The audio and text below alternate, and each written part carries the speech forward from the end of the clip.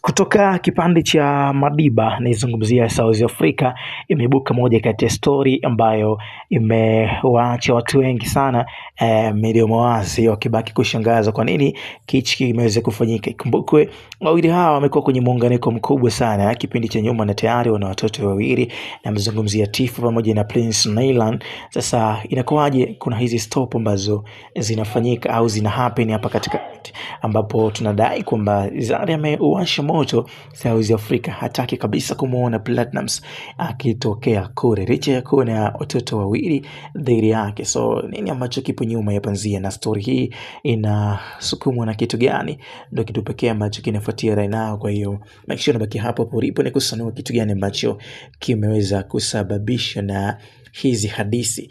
Hapo chini kuna neno subscribe, rigusi sasa ili tuweze kunoka kwa pamoja na kuweza kupeana info mbalimbali za kiburudani kutoka Tanzania na nje ya mipaka ya Bongo. So baada ya kuwa na hii moment ambayo imehappen siku ya jana, Zari anadai kwamba hataki kuweza kuona watoto wake kule South Africa kutokana na hali ambayo amekuwa nayo for a long time Platnumz, na tabia ambayo amekuwa akionyesha kwa watoto hao, lakini pia the way ambavyo amekuwa akishinda kujibehave na kuwa mtu ambaye kama ni baba wa familia, na kuwa na, kwa sababu tunajua kwamba jamaa amekuwa na ile tabia kuweza kuwa na ladies wengi kinoma. Kwa hiyo taarifa zinakuwa nyingi sana, watu wakisema nini ambacho jamaa anakifanya, kitu gani ambacho amekitarget, kwa sababu amekuwa ni mshikaji fulani ambaye amekuwa na familia kubwa, watoto wengi, mademu ni wengi sana, hawezi kutulia na mtu mmoja.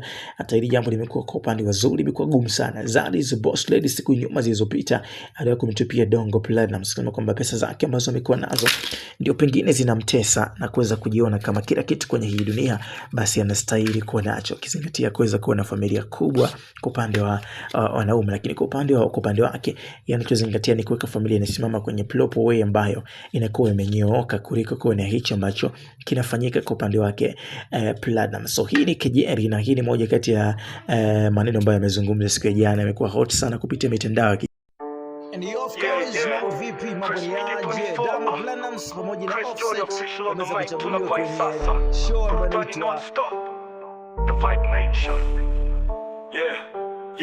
Chris Media 24 tuna run show, Vibe Nation trending kila mtano, burudani non-stop tunabeba flow. Usisahau kusubscribe, kulike na kucomment bro.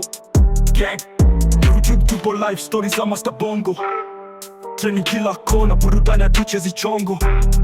Chris Judo kwa mic anatupa heavy combo, mashabiki wala feel kila line ni bombo ubo, kila episode ni moto fire tunabeba kama drill ya UK, lakini bombo flavor tunazungusha game kama DJ anacheza, wasanii wote ndani ni stage ya beberu. Chris Media 24 tuna run show, Vibe Nation trending kila mtano, burudani non-stop tunabeba flow. Usisahau kusubscribe, kulike na kucomment bro. Gang tunawasha mtaa na content legit.